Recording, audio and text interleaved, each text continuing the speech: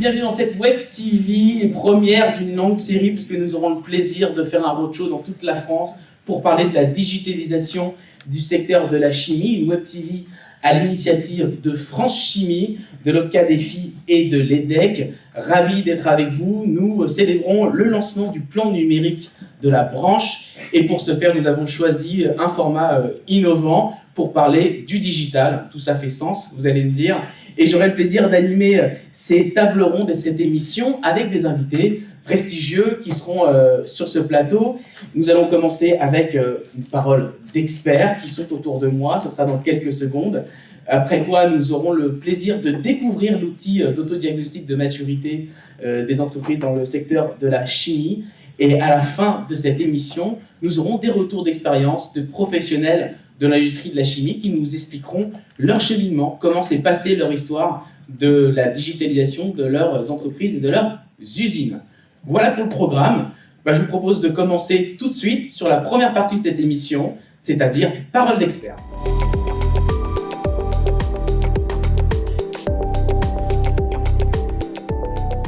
Alors effectivement, nous avons des experts sur ce plateau. Je vais commencer par vous, Serge Lost. Bonjour. Bonjour. Bonjour, vous êtes Managing Director chez Accenture, ça veut dire que vous êtes associé chez Accenture. Et tout à fait. Tout à fait, vous avez un petit micro, donc ça devrait fonctionner. Et vous êtes professionnel, vous êtes expert dans le domaine de la chimie. Oui, ça fait 20 ans que je fais du conseil. Pour moi, c'est un grand plaisir d'être là. Ce matin, j'ai fait terminé mes études de l'autre côté de la rue, en fait, et je suis un breton d'adoption. Vous savez où est la cafette. Voilà, donc c'est un vrai plaisir. Et puis, sur le sujet du digital, je pense qu'il ne faut pas oublier que la Bretagne est une terre où il y a eu énormément d'innovations. Le Minitel est né à côté d'ici, et puis il y a eu depuis beaucoup d'innovations liées au secteur du numérique. Parfait. On va en parler dans quelques instants. On va parler également de votre rôle dans ce plan numérique dans quelques instants. Également à mes côtés, Bernard Alberti. Bonjour Bernard. Alors, bonjour, vous êtes associé gérant de QLab. Oui. Et vous êtes également, vous avez quelques années, peu, hein, on va faire en France. Une petite trentaine. Une petite trentaine d'années dans le secteur de la chimie. Dans l'industrie, là. Dans l'industrie de la chimie, donc votre point de vue va nous être très intéressant. Et également, avec nous avons le plaisir d'avoir Robin Sella. Bonjour Robin. Bonjour. Vous êtes expert transformation industrie 4.0 chez EPO. OPO, pardon, excusez-moi, ma langue a fourché. Chez OPO, et vous aussi, alors vous avez pas mal d'expérience dans le domaine de la 4.0, et oui. D'ailleurs, vous avez, pour les personnes qui sont dans cette salle, vous aurez le plaisir de présenter tout à l'heure une modélisation de l'industrie 4.0 avec la création d'une agrafeuse. Exactement, ce qui est en fait une usine de formation, un outil de formation qu'on utilise et puis qui permet de réaliser qu'est-ce que c'est qu'une transformation 4.0. Voilà. Parfait, on va en reparler dans quelques instants. Je vais commencer par vous, Serge, si vous me le permettez. Est-ce que vous pourriez préciser votre rôle dans ce plan numérique ? Donc Accenture a signé un partenariat avec France Chimie pour une durée de 2 ans pour accompagner la filière dans l'accélération de la transformation numérique. Donc Accenture, c'est un très grand groupe à l'échelle mondiale, on est 1,5 million de personnes. Donc on a une expérience cumulée qui est très importante, internationale dans tous les secteurs et notamment dans le secteur de la chimie. On est aussi très engagé dans la société. En fait, Accenture participe à des formations et donc c'est un grand plaisir de pouvoir travailler avec France Chimie sur ce sujet du digital, qui est un sujet important en fait pour les industries chimiques. C'est vraiment le message que je voudrais faire passer ce matin, mais qui n'est pas non plus un sujet que de grands groupes. C'est aussi un sujet pour des plus petites entreprises avec des enjeux qui sont tout à fait intéressants. Alors justement, parlons de ces enjeux. Pourquoi quels sont les enjeux macroéconomiques, stratégiques pour la filière et pour les PME qui nous regardent et qui sont dans la salle, selon vous, Serge ? Alors, si on prend l'industrie de la chimie avec un prisme français, c'est un grand secteur. On parle d'à peu près 80 milliards d'euros de chiffre d'affaires. C'est un secteur qui est aussi très fortement contributeur pour la balance des paiements françaises. C'est un des principaux secteurs exportateurs. Je pense que c'est même plus gros souvent que le secteur aéronautique dont on parle beaucoup. Donc c'est vraiment un énorme moteur.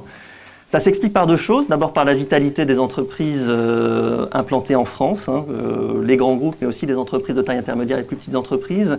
Mais aussi par la vitalité des entreprises qui utilisent les produits de la chimie, parce que la chimie est une industrie qui est au service de ses clients qui permettent de créer de l'innovation.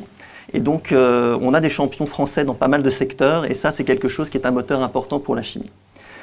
Ceci dit, quand on regarde l'industrie chimique au niveau mondial, l'industrie chimique française et l'industrie chimique européenne a perdu des parts de marché. Aujourd'hui, l'industrie chinoise, par exemple, c'est d'un ordre de grandeur 20 fois plus important que l'industrie chimique française. Alors, les groupes français et européens se sont implantés en Chine, mais on assiste quand même à l'émergence d'un certain nombre de champions internationaux. Donc, il y a des enjeux pour le secteur de la chimie qui tournent autour de deux principaux axes. Un premier enjeu qui est lié à l'innovation, donc de pouvoir accompagner les clients dans leurs enjeux, mais également de pouvoir continuer leur transformation et de traiter les enjeux environnementaux. Le deuxième enjeu, c'est un élément qui est lié à la poursuite des efforts sur la compétitivité économique, sur lequel l'Europe ou la France, on est dans des régions sur lesquelles le coût de l'énergie est plutôt élevé, sur lesquelles le coût des matières premières, notamment tout ce qui est hydrocarbone, est plutôt cher également. Donc voilà, il faut se différencier. Et dans ces deux dimensions, de notre point de vue, clairement le digital peut apporter des solutions, à la fois sur ces sujets d'innovation, mais également sur les enjeux de compétitivité. Vous parliez dans la préparation de cette émission d'un maillage territorial en France qui serait un petit peu différent de ce qu'on peut voir par exemple chez nos voisins européens, en Allemagne en particulier, ce qui justifie l'enjeu d'aller sur le digital pour l'industrie de la chimie.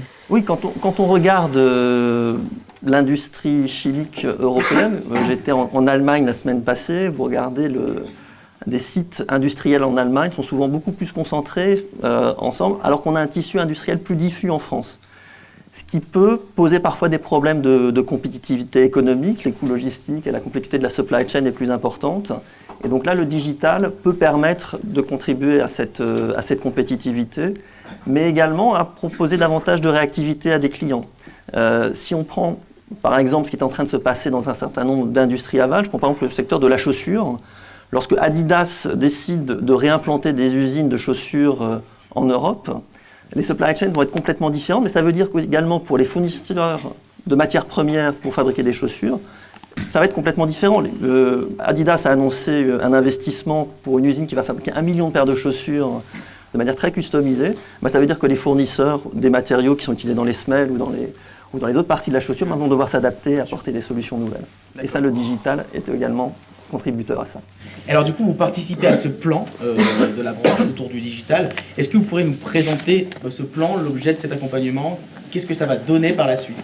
Alors le plan en fait a deux objectifs. La première chose, c'est de pouvoir mobiliser les entreprises, donc faire comprendre que les enjeux du digital sont significatifs, qu'il y a des cas d'usage qui sont motivants et qui permettent de répondre aux enjeux stratégiques.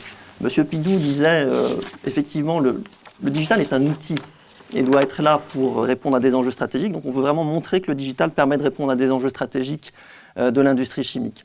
Le deuxième élément, c'est de pouvoir proposer en fait une contribution pour permettre, avec un certain nombre de partenaires, dont OPO, qui vont permettre aux entreprises de mettre en œuvre ces transformations numériques. Donc il va y avoir des modules de formation, mais également on va aider à recenser un écosystème technologique qui permettront d'identifier quelles peuvent être les solutions à mettre en œuvre par les entreprises du secteur de la chimie, à la fois des grands groupes, mais également des ETI. On est très conscient de cette spécificité du secteur. Très bien, merci beaucoup. Robin, je me tourne vers vous. Alors on parle de l'usine 4.0. Derrière ce terme, qu'est-ce que c'est concrètement qu'une usine 4.0? Est-ce que vous pourriez vulgariser un petit peu tout ça pour qu'on puisse tous comprendre? Surtout des personnes qui nous regardent sur la Web TV, qui ne connaîtraient pas forcément ce secteur et ce terme. Bien sûr, avec plaisir. Alors en fait, effectivement, assez souvent quand on parle de 4.0, on se demande ce que c'est. En fait, le 4.0, ça fait référence à la 4e révolution industrielle. En fait, on est dans une révolution industrielle et les révolutions industrielles d'avant ont été amenées par des changements sociétaux, des changements technologiques aussi. On peut citer la machine à vapeur, on peut citer l'électronique. Et en ce moment, les nouvelles technologies apportent aussi des nouvelles questions et des nouvelles solutions.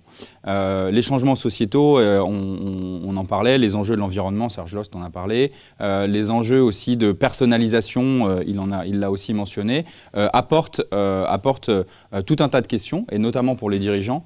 Et donc en fait, une usine 4.0, c'est une usine qui doit apprendre à s'organiser, donc à trouver un nouveau modèle d'organisation pour répondre à ces enjeux, en utilisant notamment les outils du digital et du numérique, mais aussi en trouvant des nouvelles manières de s'organiser, de gérer ses compétences, de piloter de différentes manières. Très bien. Et alors, Bernard, vous identifiez 10 types de technologies qui peuvent s'appliquer dans le 4.0, c'est ça? Oui, en fait, dans l'industrie 4.0, dans le cadre d'une étude qu'on a menée l'an dernier, on a à peu près fait un inventaire d'une dizaine de technologies aujourd'hui qui se déploient un peu partout dans l'industrie.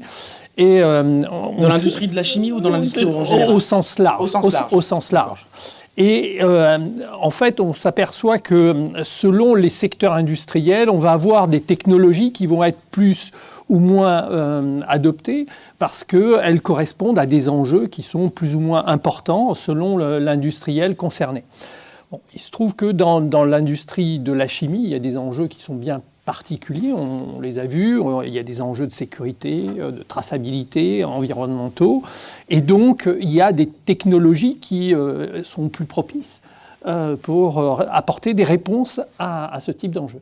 Et alors, dans ces technologies qui seront plus propices pour l'industrie de la chimie, vous dites également que certaines sont plus propices aux PME du secteur de la chimie. Oui, parce qu'elles sont déjà arrivées à un certain degré de maturité. Je crois que c'était une bonne illustration ce qu'on a vu tout à l'heure dans les petites vidéos. Alors, il faut nous le redire parce que les téléspectateurs n'ont pas vu les vidéos précédemment. Oui, donc on a pu voir qu'il y avait des technologies qui étaient relativement anciennes, du type le code barre, le QR code, le RFID. Donc ce type de technologie, toutes les technologies de captation de l'information, notamment, aujourd'hui, font partie des technologies qui sont arrivées à un niveau de maturité qui permettent, pour les PME, une adoption facile, sans grand risque. Et elles apportent des réponses tout à fait intéressantes en termes de traçabilité des flux, de gestion de la supply chain, de gestion de la sécurité. Ça, c'est le premier point. Il y a aussi toutes les technologies qui sont arrivées aussi à un bon niveau de maturité, qui sont les technologies de pilotage et d'exploitation de ces données qui sont capturées. Pour faire de la planification sous contrainte, pour faire du suivi de flux. Et puis, il va y avoir aussi toutes les technologies qui permettent de capturer de l'information pour faire un peu du prédictif ou de l'anticipatif et qui vont permettre, via de la visualisation de données, même si on ne va pas jusque la conception d'algorithmes qui vont faire de l'intelligence artificielle, déjà d'exploiter la mer d'informations qu'on aura pu capter au travers des différents capteurs placés dans l'entreprise, placés sur les produits, et qui nous donnent une richesse d'informations tout à fait exploitable. Très bien. Voilà. Alors, peut-être que pour certaines PME, ça peut être un petit peu, on va dire, ambitieux d'aller sur des technologies qui sont trop avancées. Certains peuvent identifier certains freins. Et justement, ça m'intéresse de voir quel est votre point de vue dans la salle. On va vous demander de vous munir de vos téléphones portables et de répondre à une question pour qu'on puisse en parler après. C'est très simple, vous suivez les indications qui sont à l'écran. Ou peut-être avez-vous la possibilité de faire du QR code. La question est la suivante. Quels sont les principaux freins à la transformation numérique dans les industries chimiques selon vous? Quels sont les freins que vous pourriez voir dans votre contexte à vous? Je vois que des personnes ont déjà commencé à répondre à la question. N'hésitez pas à poursuivre la réponse. On voit quand même que la méconnaissance des potentialités du numérique semble se détacher, suivie derrière par la capacité d'investissement financière limitée. Alors ça bouge encore un petit peu, mais on a un trio qui se termine par le manque de temps ou de personnel. c'est un peu ce qui se détache. C'est effectivement le trio de tête qui ressort d'une enquête qui a été réalisée l'année dernière par Roland Berger. Une enquête que vous pouvez retrouver dans je travaille dans la chimie.fr, qui identifie effectivement ce trio de tête. Premier, c'était manque de temps à 57%.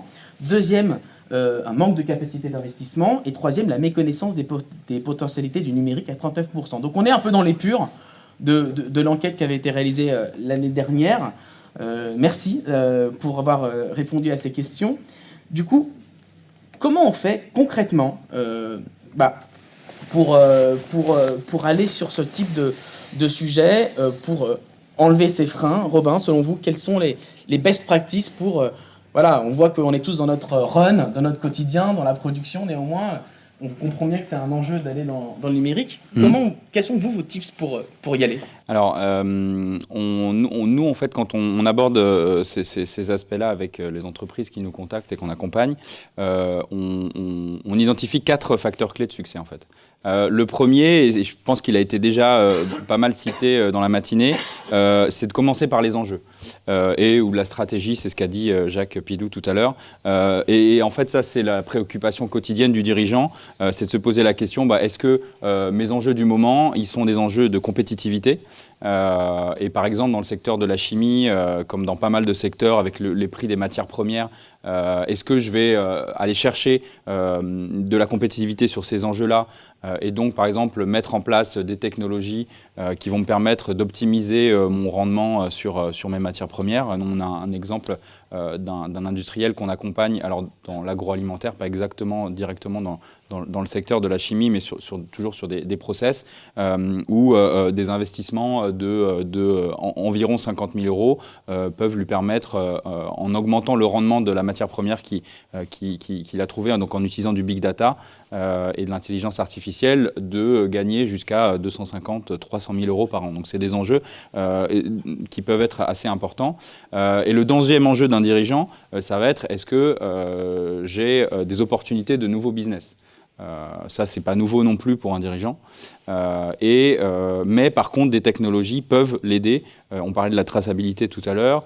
On parlait, et ça aussi, pareil, on a un exemple chez un de nos clients qu'on est en train d'accompagner, où le fait, par exemple, d'utiliser, de pouvoir vendre ce qu'il produit sous forme liquide et non plus sous forme solide, et donc d'avoir une meilleure traçabilité de cuves, puisqu'en fait, il va envoyer sa matière sous forme différente chez ses clients.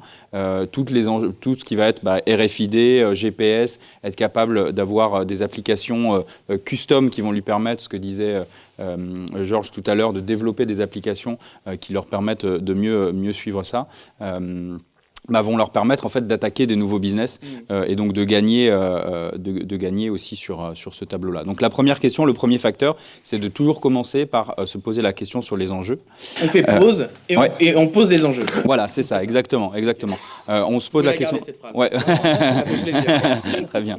Le deuxième point, c'est de se dire en fait, on fait pas de 4.0 sans faire du 2.0.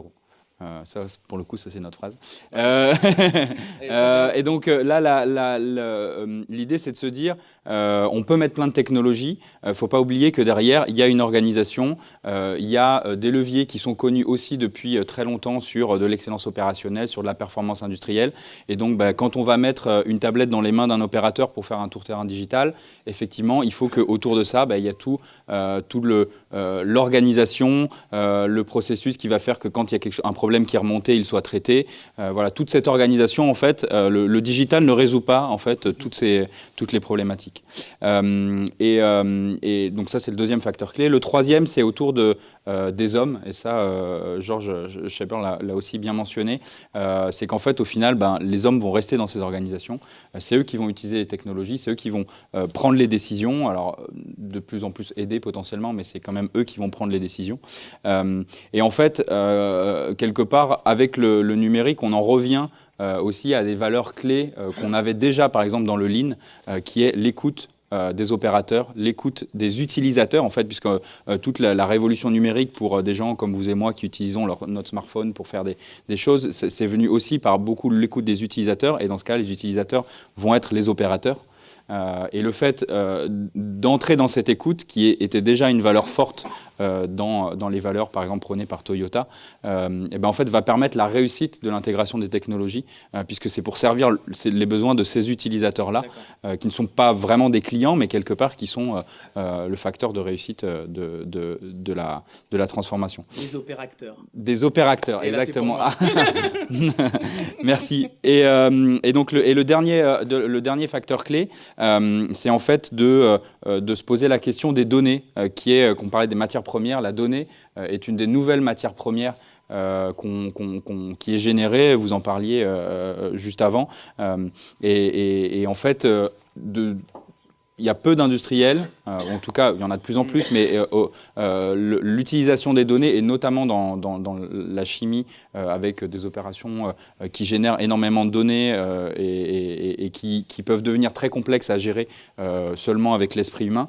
Là aussi, avoir une politique de données qui est claire, connaître des notions, alors je vais utiliser des termes peut-être un peu barbares, mais comme le data lake, comme savoir remonter des données, les concaténer, les visualiser de la bonne manière, ça clairement, c'est des choses qui vont être critiques pour la réussite de la transformation. Ouais. Et on parle beaucoup d'hommes, et d'hommes au sens large, avec un H majuscule, bien sûr. Serge, on voit bien qu'avec cette technologie-là, il y a vraiment un changement en termes d'organisation, des évolutions des compétences. Comment, en tant que PME, on se prépare à ça? D'accord. Alors, je voudrais repartir, où se trouvent les principaux enjeux de notre point de vue pour le secteur de la chimie. Dans les années 80, on disait que l'informatique et maintenant le digital se voyaient partout, sauf dans les statistiques de productivité. Ce que je crois aujourd'hui, c'est que finalement, le digital n'est qu'un outil et que la seule façon dont il aura un impact sur les entreprises, c'est si les entreprises adoptent des nouveaux modes de fonctionnement liés à ce que le digital peut permettre de faire, en permettant de prendre des informations de prendre des décisions de manière beaucoup plus informée. Si on regarde donc une entreprise de chimie, alors il y a une diversité assez importante en fonction des natures de procédés, mais il y a deux questions. La première question, c'est où se trouvent les données. Et aujourd'hui, une entreprise de chimie est souvent plus riche sur des données liées à la production. Elle est par contre relativement pauvre, parce que c'est une industrie qui est B2B, sur ce qui se passe une fois que les produits sont sortis de l'usine. Donc c'est un premier élément d'identification de où se trouvent les enjeux. Le deuxième axe à prendre en compte, c'est où se trouvent les enjeux en fait pour les entreprises. Et là, dans le secteur de la chimie, très clairement, le manufacturing, la production et la chaîne d'approvisionnement sont des enjeux qui sont importants parce que cela pèse très lourd dans les comptes de résultats des entreprises. Donc pour nous, les enjeux sont principalement liés à la production et à la supply chain. Parce que ensuite, effectivement, il y a, comme on le disait, des enjeux de nouveaux modèles d'affaires qui pourraient exister. Ceci dit, par rapport à d'autres secteurs industriels, les molécules ne vont pas devenir digitales en tant que telles. Il peut y avoir des nouvelles façons d'utiliser les molécules, mais quand même l'essentiel de la chimie restera une industrie qui va fournir des matériaux qui seront ensuite utilisés par les entreprises aval. Donc si on regarde maintenant le problème des compétences, tout l'enjeu c'est de passer de premières expérimentations vers des choses et de passer à l'échelle. Donc ça passe effectivement par le fait on en parlait ce matin, de susciter de l'intérêt, de susciter du désir pour ces technologies.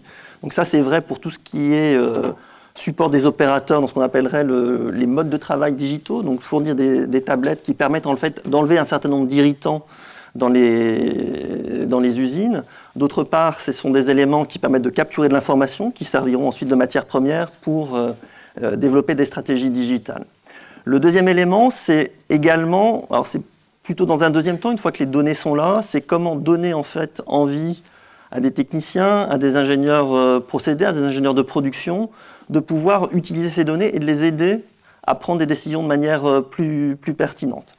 Là, il y a tout un questionnement, c'est déjà de pouvoir effectivement s'appuyer sur des data lakes qui permettent d'avoir accès de manière facile aux informations.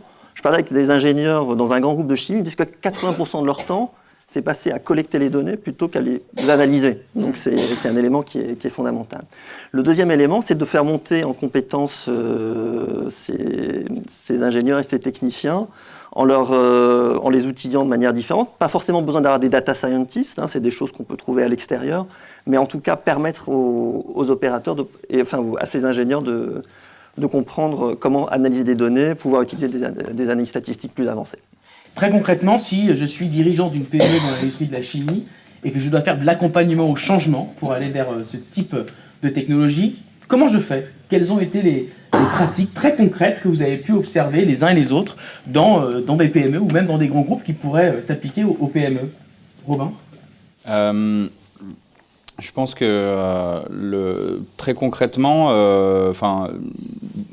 beaucoup de choses ont été dites et Georges, c'est ce qu'avait mentionné Georges, que vient de redire Serge, c'est avant tout d'être vraiment focalisé sur un besoin et donc quelque part de commencer petit.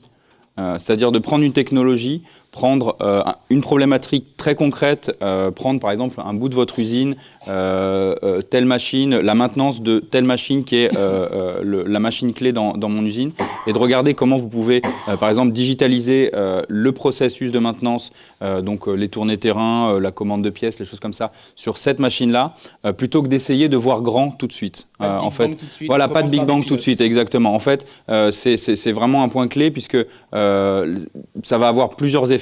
D'une part, pouvoir montrer des succès assez rapidement. D'autre part, être quelque part conforter et conforter la direction, notamment si la direction n'est pas directement ou en tout cas a besoin d'être convaincu, sponsor a besoin d'être convaincu, et puis ça limite aussi le risque qu'on prend, c'est-à-dire que quelque part, au moins de le faire sur un petit périmètre, on ne va pas démarrer sur un cycle d'investissement avec des nouveaux programmes, mettre des capteurs dans toute l'usine, voilà. Le fait on se dit, on prend une machine, un capteur, on développe ou on achète sur étagère une petite application, parce que par exemple, on prend l'exemple de la maintenance, il y a quelques sujets. Je parlais tout à l'heure qu'il faut trouver des nouveaux modèles d'organisation et des nouvelles solutions. Il y a quelques sujets liés au manufacturing dans une usine qui sont à peu près déjà résolus et dont les solutions existent quasiment sur étagère. La maintenance en est un, c'est-à-dire que vous regardez, en fait, il y a maintenant entre 5 et 10 entreprises qui proposent des services très complets de digitalisation de la maintenance qui s'appliquent à peu près à tous les secteurs. Donc ça peut être aussi un choix intelligent de se dire je prends quelque chose un périmètre très précis, très localisé, et puis je vais d'abord commencer par une solution sur étagère avant de me lancer dans un développement et donc quelque part spécifique, voilà, exactement. Bernard, je vous sens opiner. Oui, je suis très d'accord. Néanmoins, avec des compléments apportés. Oui, je pense que l'approche test and learn est toujours un bon moyen à la fois de communiquer sur les succès, parce qu'on arrive plus facilement à concrétiser des résultats sur un petit périmètre, et puis on se forge aussi une conviction sur le niveau d'ambition qu'on va donner à l'utilisation du digital. C'est-à-dire que si on passe par ces phases d'expérimentation, ça permet au travers de l'expérimentation déjà de tirer un premier retour d'expérience sur le niveau de sophistication qu'on va donner au type de collecte de données, au type de traitement, éventuellement aux besoins de développement d'algorithmes ou d'intelligence artificielle pour habiller l'exercice.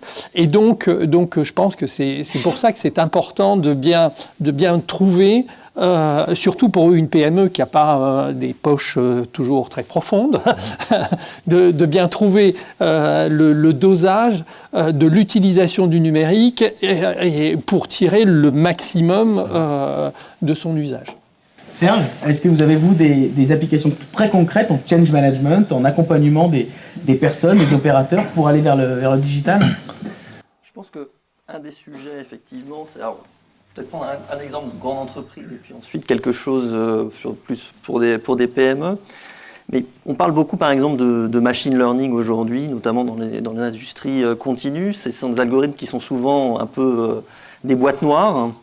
Tout l'enjeu aujourd'hui, c'est de pouvoir faire accepter à des ingénieurs qui sont extrêmement rationnels que des approches un peu statistiques vont permettre de prendre des décisions optimales, pourtant sans avoir une vraie capacité d'explication. Donc ça, c'est tout un travail qu'il y a à faire où on co-construit avec nos équipes de data scientists, nos consultants et les équipes de nos clients pour emmener les équipes d'ingénieurs et les techniciens, leur expliquer comment est-ce que ces nouvelles types de technologies peuvent fonctionner pour qu'ils se les approprient et que ce ne soit pas considéré comme quelque chose qu'ils vont rejeter parce qu'ils ne le comprennent pas complètement.